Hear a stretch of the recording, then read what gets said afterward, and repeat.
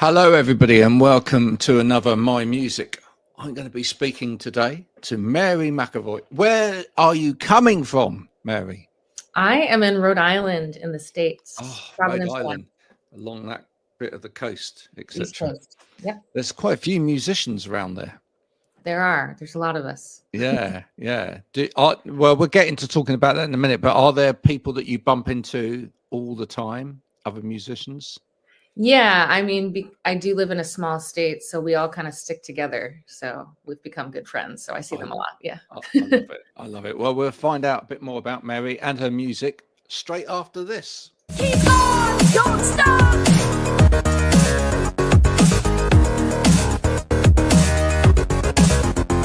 Keep on, don't stop.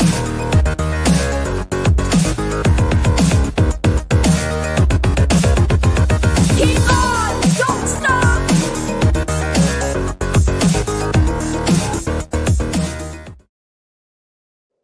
There we go. The Dancing Cat. What great fun. Where in particular in sort of Rhode Island area are you? In Providence. In Providence. Oh, Yep. there you go. So you may or may not know of someone that's been on the show before, which is Christian Hirsch. Have you come across her? Originally from Newport area.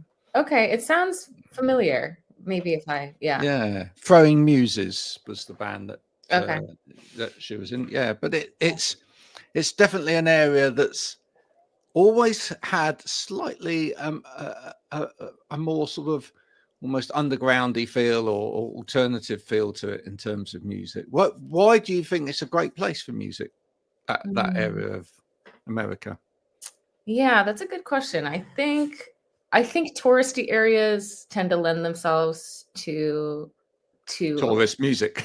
tourist music. Yeah, there's a lot of venues. Like Newport in particular is a big tourist town. So a lot of the bars and restaurants have music. So I think there's maybe more opportunity. So I think people kind of gravitate towards this area if they're coming from somewhere else as well.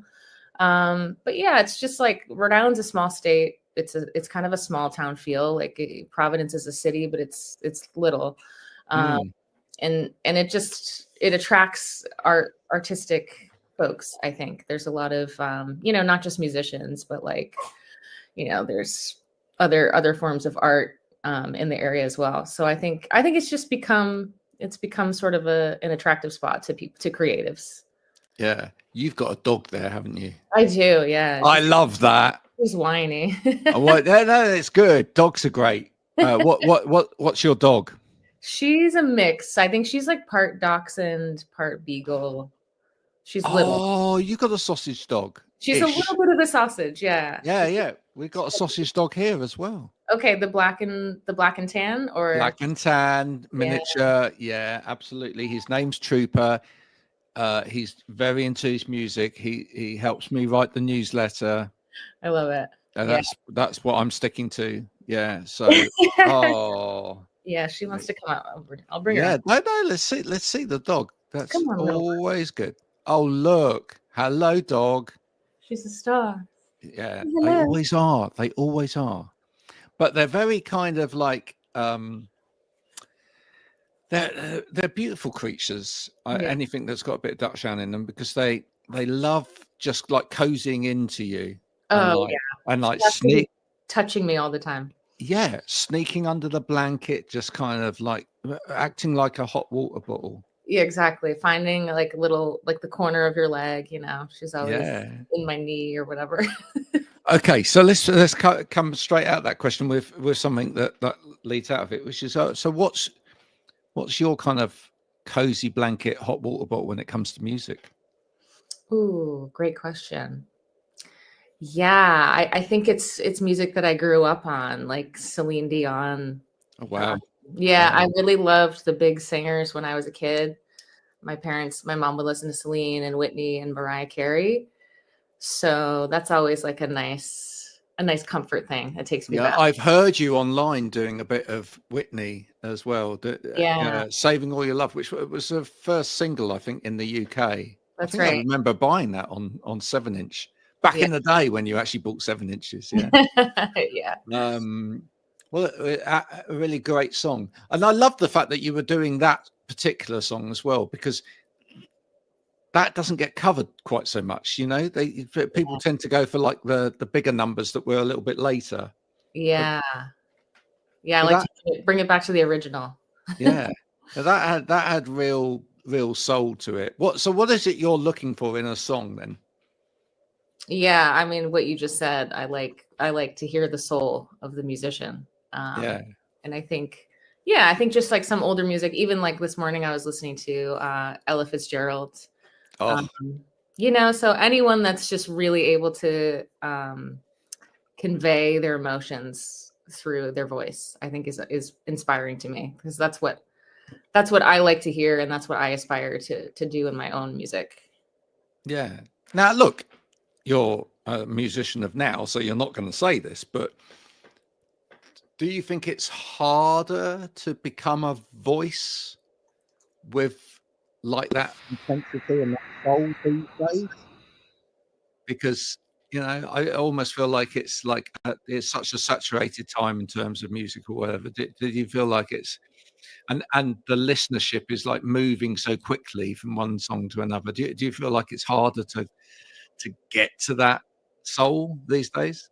I think so. Yeah. I think, like you said, it is so saturated. And so it's hard to stand out. It's hard to be recognized for just a voice. You know, there's a few people that kind of come out of that, but also like the overproduction of records and things like that make it harder. I mean, personally, I really, my favorite thing in the world is live music. And so that's really where you can hear an artist's like true self.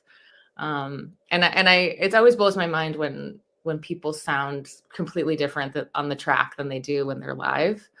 And there are a few artists that are better live, which I totally appreciate. But yeah, I think it's harder to sift through the noise now and find those people that are really singing from a place of soul, and that maybe aren't just trying to like be TikTok famous or something.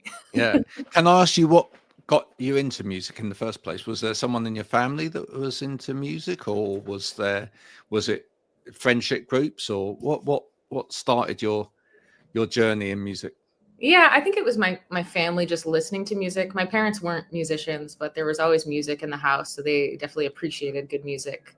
And there was like a good variety. I have two older brothers too, so they kind of opened my ears to music that I probably otherwise would not have listened to. Like my brother would play the Queen cassette tape when I was in elementary school, and I remember being like, it just blew my mind. I'm like, what is this? What is this madness? And then like, Led Zeppelin and Pearl Jam. So I got into more rock music because of my brothers. Yeah. But yeah, just like there was always music in my household. And it's just one of those things where like from when I was really, really young, it's just like, it just spoke to me. And I was like, oh, I want to do that. It's quite interesting actually, because I mean, Led Zeppelin's a great example, because actually the early Led Zeppelin was quite blues orientated and folky and whatever, and Robert Plant's more later material has really sort of gone right back into like the history of blues and bluegrass and whatever. Yeah.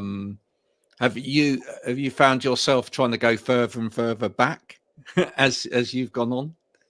Yeah, it's interesting to see how my sound evolves over time. Like I never set out with a plan of like, oh, I want to sound like this, but I think it's more of what I'm inspired by at the time. And yeah, like I think when I first started making music and recording my own stuff, it was more pop focused. I still do love, a general kind of pop sound, but like influences of blues, influences of R&B in there for sure, and like a little bit of soul. So I think maybe I am going back in time more than I am like, trying to stay current. Yeah. What about peers these days in terms of like people that are doing the sort of thing that you love now? Are you very in touch with that, or do you just tend to listen to like older music? I'm in touch with what's going on, but I'd say it just kind of depends on my mood, like whether I want to lock into like the current scene. But I'm pretty well aware of like, you know, my peers and modern music, things like that. So yeah, I mean, I appreciate all kinds of music. Anybody that's putting themselves out there in a big way, like it once you do it yourself, you understand it takes a lot of courage and takes a lot of guts. Mm. You know, whether or not they're famous artists, you know, they're still people. So it's like, I try to be kind. I try not to be a hater. I mean, you're by the sea, or you're not that far from the sea. How much is that an influence on what goes into your music? Yeah, that's really interesting that you say that. I was writing the other day, and I'm like, I'm always writing about the ocean. There's always like an ocean lyric or like a water lyric in there. So yeah, I think it plays a big part for sure. Is that your safe place? Is that where you go when you like just need to get away from everything else? Yeah, absolutely. I think I'm lucky that I live so close to the ocean and to the beach that I can just sort of like, it's a very peaceful place to be inspired too. So yeah, definitely influenced by that. Yeah. So how much of your music is, if you like, escapism, therapy, whatever for you, and then how much of it is you sort of grappling with stuff? Yeah, I think music has always been a way for me to like process my feelings and my emotions. I think that's why I fell in love with songwriting. It's because it was more like a creative journaling process. And I think as I've gotten older and as I've gotten a little bit better at writing, it can be fun to also like not write about my own personal life and try to use it as a form of like escapism and, you know, writing about something that abstract or like from someone else's, trying to write from someone else's perspective. I try to do more of those things to challenge myself. I always find that really interesting when I talk to like singer-songwriters about that, which is where the sort of, it sounds a bit kind of mathematical, but where the kind of percentages lie with that, because like for some, it's more heavily weighted towards it being autobiographical on them. And then some it's from song to song. And then for some, it's like, actually, that's like 30% me and 70%, you know, made up or whatever. Right. So where does it sit with you? Or does it vary from song to song?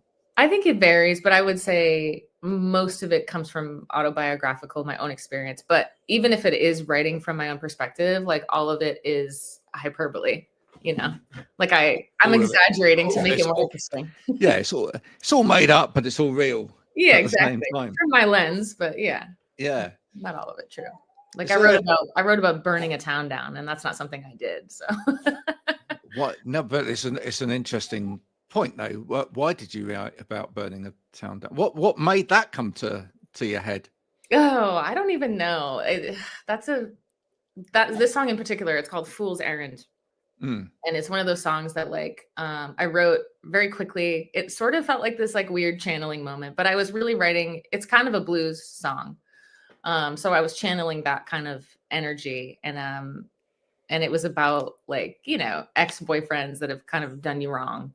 And so really I think the whole process was like me boiling down all of these like bad experiences and like trying to channel that rage. So I don't know. It didn't come from me. It came from somewhere else. There you go. Yeah, maybe. Yeah, maybe you saw it as like almost like a film soundtrack or something. maybe you had like a That's what it feels like. Like when I was writing it, I was picturing the scenes of the movie. Love that. Talking about films and blues, anybody that's kind of around blues type of music, I always have to ask this. You've watched Crossroads, right? Yeah, it's been a minute. What's your take on Crossroads? Oh gosh, I don't know. I need to think about that. Yeah, I mean, you know, other than like Steve Vai is obviously a genius because he plays all of the guitar parts in it and whatever, and then you've got the actor that played Karate Kid playing the other guitar part.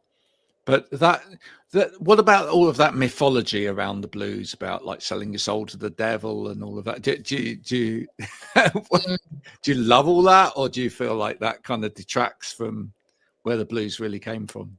Yeah, I think it maybe takes away from like the true spirit of it a little bit. It's Mm. interesting, it creates like a good story. But yeah, I think maybe it takes away from the origins of it. Yeah. What sort of music would we never find you making?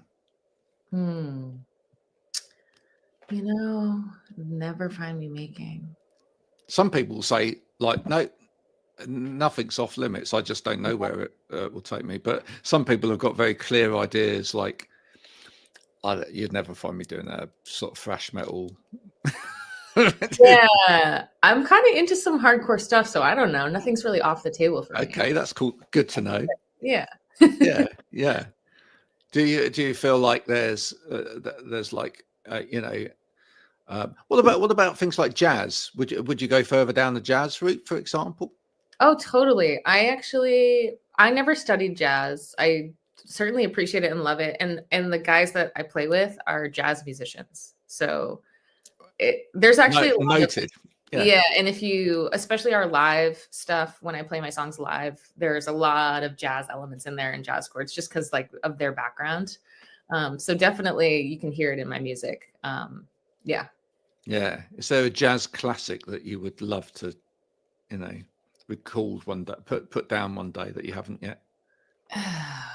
Make it your own. Yeah, I don't know. I did Sunday Kind of Love by Ella Fitzgerald. Anything that she does, really. Yeah, I'm not sure. Le'Veon Rose, Do you know what? Do you know what I'd love to do? I'd love to get like a whole group of you, more current musicians, to do almost like a remake of a classic Christmas album. Do you know, like the 1920s, kind of 1940s? So beautiful. Classic, so Nat King Cole and all those brilliant Christmas songs before it all went like twee and twiddly dee. Yeah, exactly. No, I love that stuff. I would, because people always bug me about making Christmas songs, and I'm like, it's just been done so many times, and like they're cheesy and corny, but that era is not. So I would be up for that. That era, it's just pure class, isn't it? Yeah, it's beautiful, timeless. Yeah, exactly. I just feel like, and I've heard like modern musicians doing that stuff, but then like trying to make it sound like pop or whatever. I would just like to get a whole load of modern musicians to just do it justice. Yeah, in its pure form. Yeah. I think that'd be great.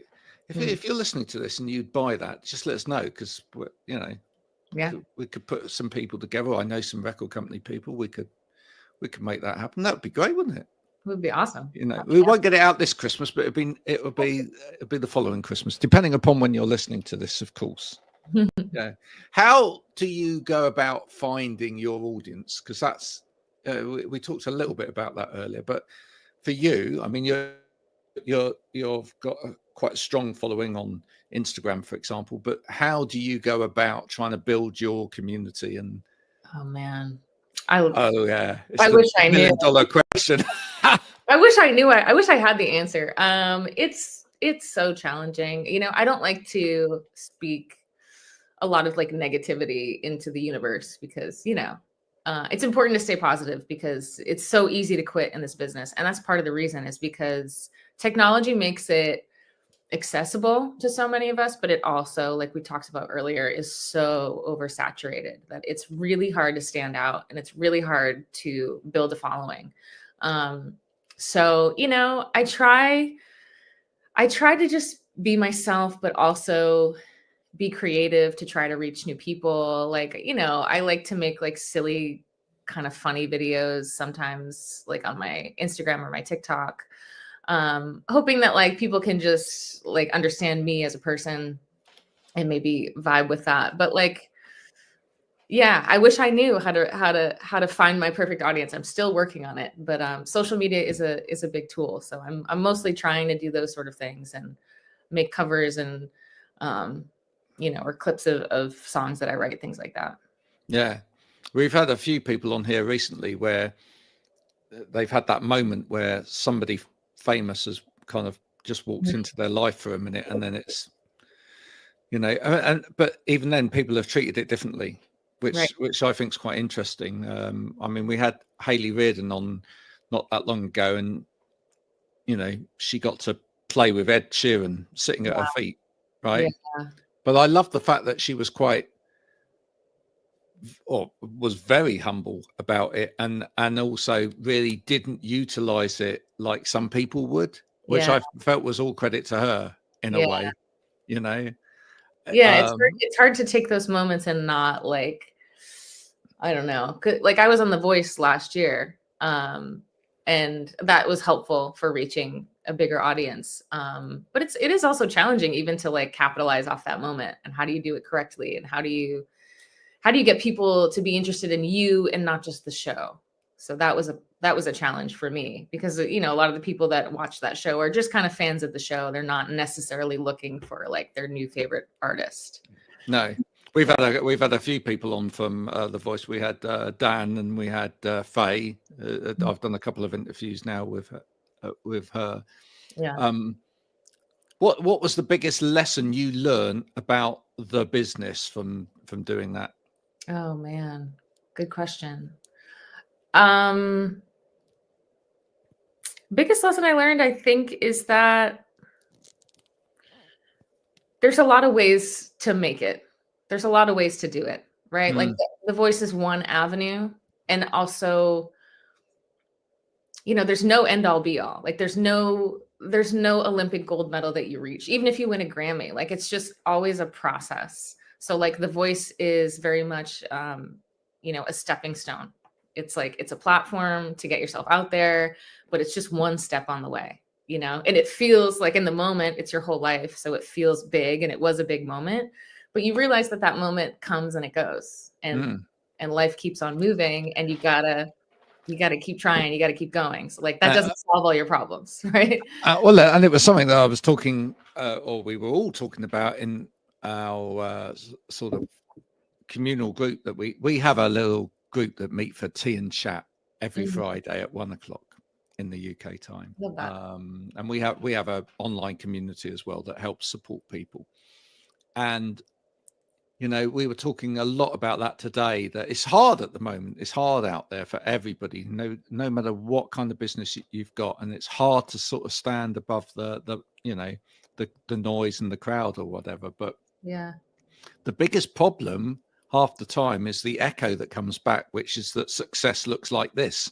But it's not, because success looks different for everybody. Yeah. What does success look like for you ultimately? Yeah, it's so important to ask yourself that question, and continue to ask yourself that question, because I find that it changes. Keep coming back to it. Yeah. Exactly, because you know, for me right now, success looks like I would love to just make a decent living being a full-time artist, you know, touring. I don't need to be famous, you know, but I just want to make a decent living doing what I love, doing what I'm good at. So that's really kind of the end goal for me. But yeah, be able to buy dog food, right? Yeah, exactly. Feed my dog. And maybe take one vacation a year or something, you know? Yeah. But it was interesting. And it was particularly interesting hearing from ladies in the group about that, because, and I hear that, I mean, I'm pretty much a stay-at-home father, and that's quite unusual. My wife goes out, and now we've kind of swapped roles over the last few years. I used to go out all the time, and I was, you know, sort of doing the commutes and everything else. She does all of that now. I stay here. I do this. But you know, I hear it particularly for women that, you know, around, you know, family and just kind of expectation of women as well. I feel like there's a lot of pressure for you either to be the big career lady or woman, or if you don't make the success very quickly as well, there's a big one. If you don't, as a female artist, if you ain't making it by the time you're 18, 19, you've passed it, and it's just so rubbish. Yeah. You know? Yeah, that's such an old idea. I honestly like that's a big part of why I keep doing it, is because I love to like stick it to the man like that. You know what I mean? Because Yeah. I'm like, those rules are so arbitrary. They're ancient. They're outdated. That was like very much a part of the industry when record labels ruled the world. And that's just not the world that we live in, which is really nice. But that messaging still is, you know, being, I feel like a lot of women take that to heart and they're like, okay, well, I'm 24 and I haven't made it. So now I got to quit. And it's just like, no, you don't. Like, there's no rules. Men do it all the time. There's no reason why women can't do it. And, you know, so I definitely like, I want to be that example for people, for other women to be like, you can still, like, I'm in my 30s. I'm pretty much dead and gone in terms of like, you know, the record industry. Like they would probably never have me because I'm too old. And I'm just like, I don't care. Like that doesn't bother me. There's other ways to make music work. You know, you can grow your own following and be independent and be successful. And there's nothing wrong with that, you know? So there is no limit. Okay. Right. In a hypothetical world, all right. Mhm. And you can have a choice of one of these, and then you have to pick one of these and then tell us which one you're going to do. Mhm. Right. Outside of the music, you're either going to be an author, Mm. a podcaster, or a TEDx speaker. Which one of those are you picking? I love that question. I'm going to go with podcaster. I know Cool. there's so many of them in the world, but it's always something I've wanted to do. And I have so many different interests and hobbies. I think that's a good way where you can kind of explore a lot of different avenues. You're not really pigeonholed as much. I 100% agree. And I think you should do it. Yeah, I think Yeah. I should too. I think you should do it. I think it's a great way to help build your community. Totally. I think it helps widen your community. And one of the things that I think about that as well is that, you know, the trouble is with the music cycle is that you cannot just be putting out music all of the time. Yeah. All right. Some people do. I have to question that when people do that, sometimes it lacks something because they're people get to a point where they're producing stuff because they've got to produce stuff to fit the cycle rather than because they've actually lived through something. Totally. Right.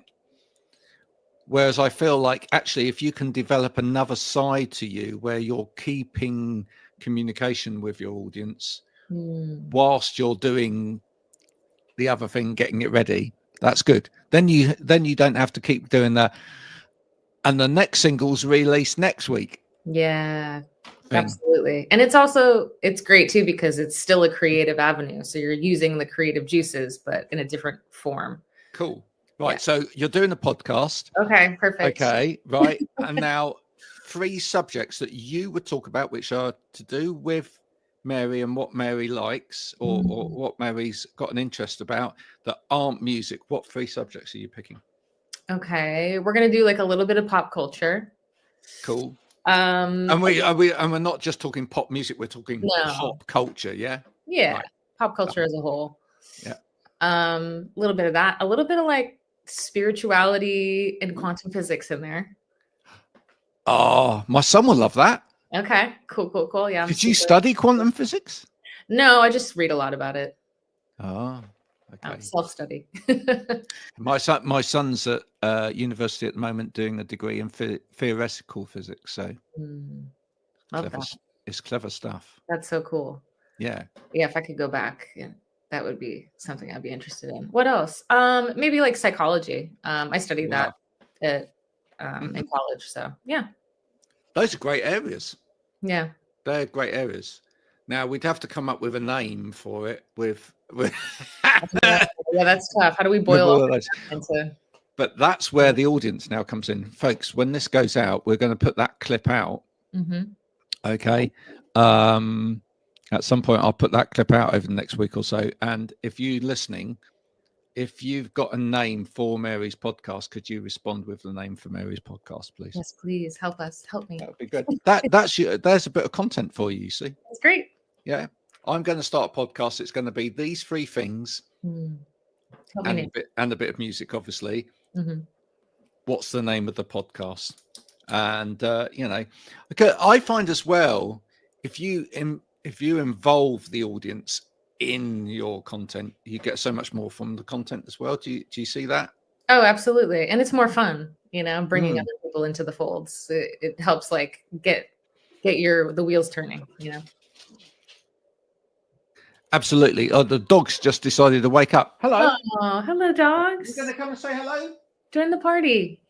No, he's just going to wag his tail. He's probably going to go absolutely mad in a minute because, you know, the others have arrived home. Mary, it's been beautiful meeting you today. Yeah, thank you. Half an hour just flies like that. It really does. Yeah, I know. Absolutely. But thank you so much for joining me. Mary has an absolutely fantastic voice, and I mean that sincerely. And a beautiful crafter of music. If you haven't listened to Mary's music yet, you're stupid, and you've just been living under I don't know, a leafy bush somewhere. But please do come out from the bush now and discover it. We will put the links to Mary's music in and around all of the clips and the footage as this goes out in the next week or so. Thank you so much for coming in. Thank you for having me. It's been a pleasure. Thank you. No, I wait to see this podcast appear. Right. I for one will definitely be listening to that. I love listening to getting to know people a bit better through the medium of podcasts. Yeah, it's a beautiful thing. Yeah. Thank you, folks, for listening. This has been My Music. I hope you've enjoyed this episode. If you have, then you know what to do. Go and share it amongst your friends, family, and people that you don't like as well. Doesn't really matter, really. I mean, they don't like you either at the moment, but you know, maybe by sharing this, they'll just be confused. You can check out previous episodes at mymusicpodcast.com, where you can also pick this up on the medium of your choice, whether it's Spotify or Apple or YouTube. There's so many different ways that people can listen to all of this. We'll be back soon with more music, but until Mary and I have said goodbye, it's time for you to go. Bye for now.